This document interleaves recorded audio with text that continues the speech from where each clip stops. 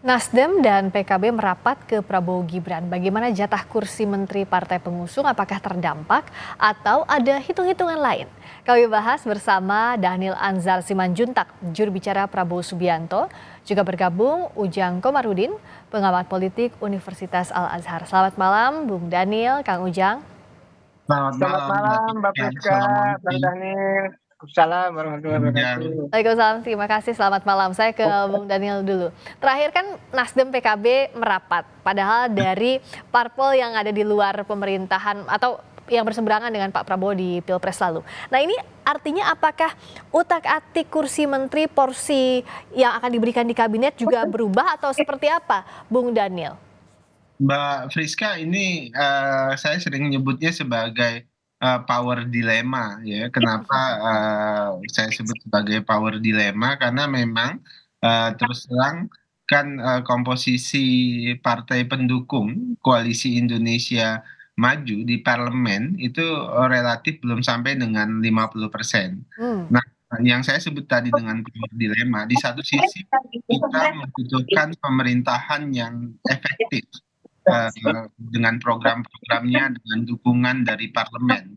Nah, di sisi lain, tentu kita juga punya tanggung jawab menjaga demokrasi yang sehat dengan adanya kekuatan penyeimbang di parlemen. Ya. Nah, terkait dengan power dilemma ini, maka kan mau tidak mau pilihan Pak Prabowo dan Mas Gibran adalah menambah kekuatan legislatif di parlemen untuk mendorong efektivitas pemerintahan nanti agar lebih baik. Nah, oleh sebab itulah kita membutuhkan dukungan tambahan koalisi. Ya, saya sering menyebutnya ya koalisi partai masbuk begitu. Kalau dalam sholat itu ada jamaah yang terlambat bergabung. Ya. Nah, di ini koalisi partai masbuk ini ya sekarang yang sudah memberikan sinyal sebutlah karena belum belum ada kata apa namanya yang terang menyatakan akan bergabung dengan pemerintah, tapi kata yang sering digunakan oleh Pak Surya Paloh kemudian Gus Muhaimin itu adalah siap bekerja sama dengan pemerintah. Hmm. Itu adalah partai Nasdem dan PKB.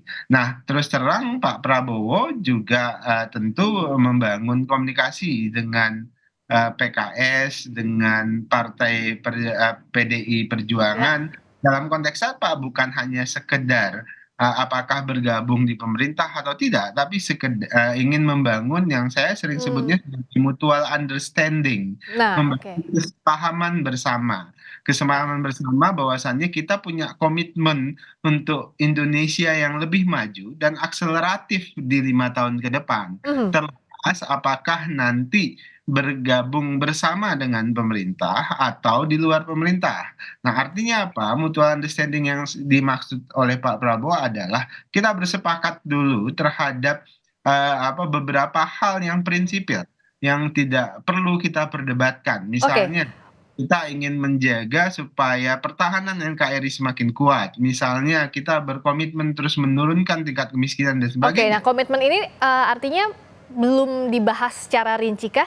Nasdem dan PKB tadi dianggap masih kasih sinyal. Tapi dalam penyusunan kabinet untuk mencapai visi misi yang tadi Bung Daniel sampaikan, apakah tidak akan tersandra dengan keputusan parpol-parpol di dalam Koalisi Indonesia Maju? Karena kan salah satu cita-citanya juga yang sempat disampaikan adalah membentuk zakon kabinet. Terdirinya sebagian besar adalah profesional.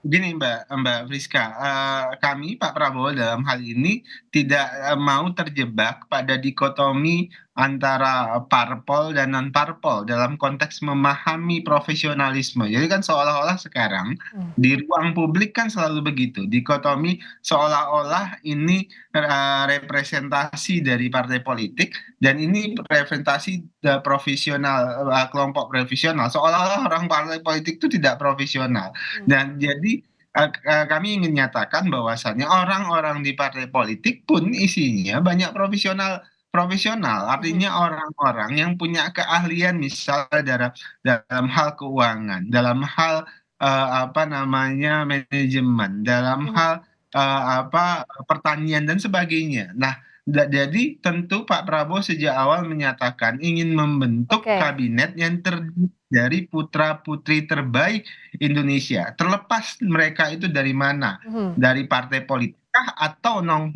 partai politik. Yang Oke. paling penting ukuran utama dan pertama dari Pak Prabowo itu adalah mereka punya kompetensi, mereka punya integritas. Itu kata kunci utama yang ingin digunakan Pak Prabowo. Oke, kalau saya ke Kang Ujang, kenapa pada akhirnya kan publik bertanya-tanya soal akan tersandra kepentingan parpol atau tidak? Karena kita berkaca pada beberapa pengalaman yang sudah ada, bukan bermaksud seuzon sejak awal, tapi sudah ada juga kasusnya misalnya kalangan profesional dari partai politik tapi akhirnya tersandra kepentingan, akhirnya terjadilah tindak pidana korupsi. Jadilah harus merancang ulang lagi formasi kabinet ini yang tidak diinginkan. Nah, Kang Ujang gimana melihatnya solusinya agar tidak dari awal itu betul-betul siapa yang dipilih tidak tersandra kepentingan apapun? Ya, saya melihat begini ya, kombinasi antara katakanlah yang profesional dengan partai politik. Walaupun Bang Dhanil mengatakan tidak ada dikotomi begitu. Mhm. Tetapi kalau kita melihat ya, yang bagus mix, tidak ada yang melarang juga. Karena kalau kita baca ya dalam konteks kabinet Pak Jokowi saja, yang banyak korupsi memang yang dari partai politik. Walaupun mereka menganggap ahli, walaupun mereka menganggap bahwa mereka profesional gitu. Ya, Nah, iya, oleh karena itu ya ini kan koreksi bagi partai politik tentu untuk tadi menghadirkan, jiwa-jiwa atau kader-kader yang ahli dan tadi, berintegritas. Saya lebih tertarik kepada ucapannya Pak Prabowo ya dalam satu pidatonya mengatakan bahwa pemerintahannya tidak akan korupsi. Nah, ini titik tekan dalam konteks membangun konstruksi kabinet yang tadi, yang kombinasi ya kalau bahasa saya antara, partai maupun profesional. Ya, kenapa itu penting? Karena musuh kita adalah korupsi. Kita oke. sepakat bahwa kebodohan, kemiskinan ya yang kita alami ini, adalah impact dari korupsi yang luar biasa itu. Dan apa yang disampaikan Pak Prabowo, saya memiliki catatan penting ya dalam konteks untuk memberantas korupsi Oke. itu. Kenapa? Tadi kalau Bang Dhanil katakan ahli dan berintegritas, itu menjadi poin yang penting untuk, perjalanan kabinet ke depan. Kalau kabinetnya tidak diisi oleh ahli, orang yang kompeten gitu, orang memiliki kapabilitas, ya rusak. Oke. Ya apa namanya, dan kalau dia tidak berintegritas, ya percuma juga. Ya tentu, ada poin-poin besar lainnya yang juga harus dimiliki oleh seorang menteri. Misalkan bisa menjalankan pemerintahan, Ya. bisa melaksanakan, mengeksekusi, janji-janji kampanye Prabowo Gibran. Banyak lain, banyak variabel, banyak faktor yang harus dimiliki oleh, para menteri itu termasuk leadership-nya. Ya. Karena memimpin kementerian ini kan tidak mudah. Nah, Ya. dalam konteks itu saya melihat yang lebih menarik tadi, bagaimana sebenarnya nanti ke depan dalam memformulasi kabinet itu tidak tadi ya, mencari orang yang punya kasus, yang punya masalah. Oke. Nah, Ya oke. silakan. Ya, maaf Kang Ujang. Jadi yang penting formulasi kabinetnya itu kan yang harus betul-betul dilakukan. Bicara soal formulasi ini saya jadi ingin ke Bung Daniel. Siapa sebenarnya yang dipercaya Pak Prabowo untuk menyusun kabinet? Karena ini proses yang tidak mudah. Ada banyak kepala di Koalisi Indonesia Maju, ada banyak pimpinan parpol. Apakah Pak Jokowi salah satunya? Karena hari ini juga Pak Prabowo terang-terangan bilang bahwa Pak Prabowo jadi presiden disiapkan oleh Pak Jokowi sejak lama. Ya tentu, yang menyusun, kabinet itu adalah hak prerogatif Pak Prabowo sebagai presiden terpilih. Beliau yang akan menyusun, kabinet nanti. Nah, kalau kemudian Pak Prabowo tentu, mendengarkan masukan dari para pihak, itu adalah hal yang wajar. Salah satu para pihak yang, sangat perlu beliau dengarkan tentu adalah Pak Joko Widodo sebagai presiden pada saat ini. Kemudian partai-partai politik pendukung yang sejak awal mengusung, Pak Prabowo dan banyak para pihak lain yang juga kemudian yang akan didengarkan masukannya oleh Pak Prabowo. Tentu Pak Prabowo nanti akan mempertimbangkan, komposisi keterwakilan misalnya gitu dan sebagainya.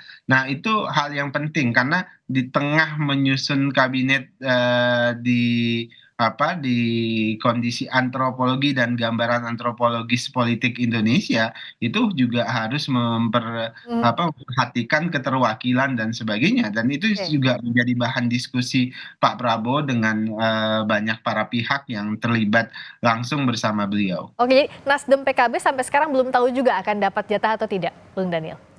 Sampai dengan detik ini tentu yang paling paham adalah Pak Prabowo dan diskusi secara langsung dengan Nasdem dan PKB sampai Oke. detik ini juga secara formal begitu kita belum dengar apakah Pak Surya Paloh Mhm. menyatakan akan bergabung dengan pemerintah gitu, masuk kabinet misalnya atau Ya. siap membantu seperti apa. Kemudian Pak Gus Muhaimin juga belum ada pernyataan terang terkait dengan itu. Kalimat yang masih Mhm. disampaikan kepada publik dan kepada Pak Prabowo adalah siap bekerja sama Oke. eh, di pemerintahan Prabowo dan Mas Gibran. Tapi PDIP atau PKS sampai sekarang nggak diajak komunikasi juga, Bung Daniel? Pak Prabowo seperti sering saya sampaikan dan sudah disampaikan oleh Pak Prabowo juga, beliau akan membangun komunikasi dengan semua kelompok, termasuk dalam hal ini pimpinan PDI Mhm. Perjuangan, Bu Megawati, apalagi Bu Ya. Megawati spesial karena beliau adalah Mhm. mantan presiden, Ya. bukan cuma sekedar ingin Oke. bicara terkait dengan Baik. koalisi atau bergabung, tapi terkait dengan Pak Prabowo ingin sharing dengan Mhm. Bu Megawati sebagai mantan presiden. Oke, terakhir Kang Ujang untuk merangkumkan singkat saja, jadi apa yang harus betul-betul diperhatikan Pak Prabowo sebagai pemilik hak prerogatif untuk menyusun kabinetnya? Ya, pertama tentu mencari putra-putra terbaik ya, atau putra-putri terbaik, baik yang ada di partai politik maupun yang kalangan profesional. Itu adalah momentum terbaik juga untuk bisa membangun bangsa ke depan. Yang kedua, cari figur-figur yang berintegritas. Ini modal. Masa di tengah jalan lalu ada korupsi, masa ditangkap KPK, kan menjadi lucu. Yang ketiga tentu tadi soal keahlian, jadi menteri itu harus ahli, harus mampu di bidangnya masing-masing. Walaupun mereka pejabat politik tapi harus ahli, harus punya kompetensi atau kapabilitas yang mumpuni ya di bidangnya masing-masing di kementerian itu. Karena kalau ahli itu enak dalam konteks merancang bangun kementeriannya untuk kepentingan bangsa dan negara. Leadership juga harus punya. Lalu yang paling penting adalah mereka bekerja untuk mengimplementasikan visi misi dan janji Prabowo Gibran. Itu saya rasa rangkuman yang bisa saya sampaikan ya untuk Ya. bisa memformulasi kabinet yang baik ke depan. Baik, menarik sekali dan nanti juga kita akan ngobrol lebih banyak lagi dengan Bung Daniel ya, insya Allah sampai nanti jelang pelantikan karena dinamikanya masih akan terus terjadi sambil juga lobby-lobby politik di panggung belakang masih dilakukan sekarang. Terima kasih Bung Daniel Anzar Simanjuntak, juru bicara Prabowo Sama-sama. Subianto. Ya, Terima kasih Kang Ujang Komarudin, pengamat politik Ya, Universitas Al Azhar terima telah kasih. bergabung di Sapa Assalamualaikum. Indonesia Malam. Waalaikumsalam warahmatullahi wabarakatuh.